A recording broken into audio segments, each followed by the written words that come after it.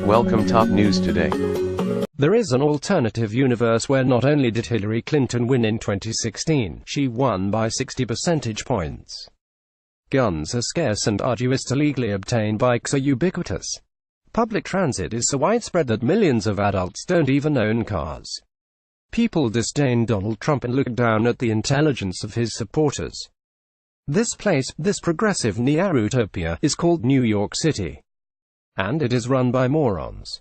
It's time for Big Oil to take responsibility for the devastation they have wrought. New York Mayor Bill de Blasio, recently re-elected by 39 percentage points, tweeted in January.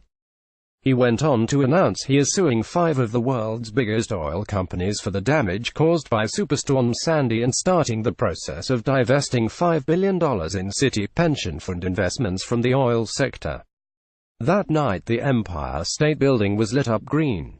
At the local level we have to act now, de Blasio said on Morning Joe, especially because our national government is not.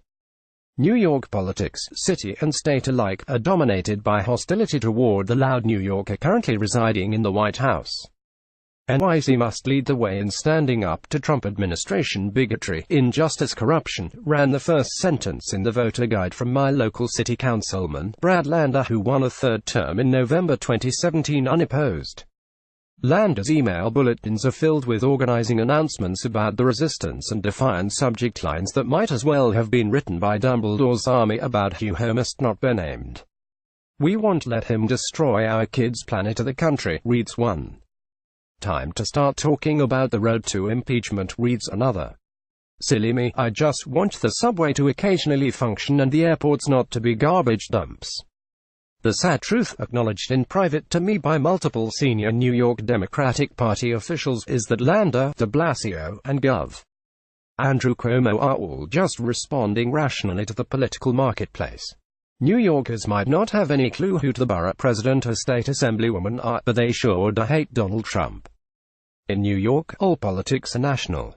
A local brownstone real estate agent on the main commercial thoroughfare of my Brooklyn neighborhood spent the first several months after the November 2016 election displaying in his shop window pictures of the president's face next to a pig's ass, flyers advertising general strikes, and, on the toddler eye level, cartoon figurines sharing anti-Trump messages.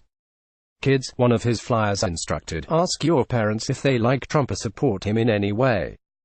Then, if they say they do, remind them that it's not right to lie, cheat, mislead and be a racist, and that if they continue thinking that way they cannot ask you to not lie, cheat, mislead or be racist either.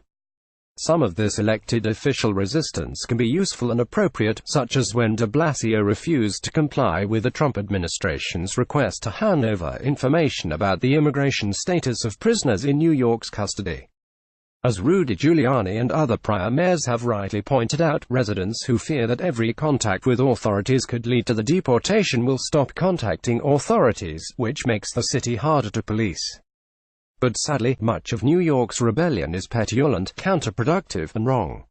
We have vindicated the promise of progressive government, Gov.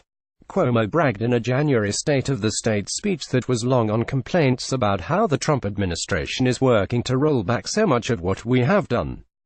On his things to do list regulates social media advertising so that Russia and big anonymous donors can no longer jeopardize our democracy. Blue states to the rescue. Ironically, the main constraint on local leaders' tough talk and bad behavior came as part of the biggest legislative accomplishment under Trump so far. The tax reform passed in December but heavily into the deductibility of state and local taxes, thereby reducing New York's latitude to extract nearly infinite revenue from its wealthiest residents. So in late January, Cuomo announced that New York, New Jersey, and Connecticut will sue the federal government to reverse the law on constitutional grounds. We will not stand idly by, the governor tweeted, as the federal government attacks the fiscal health of our states.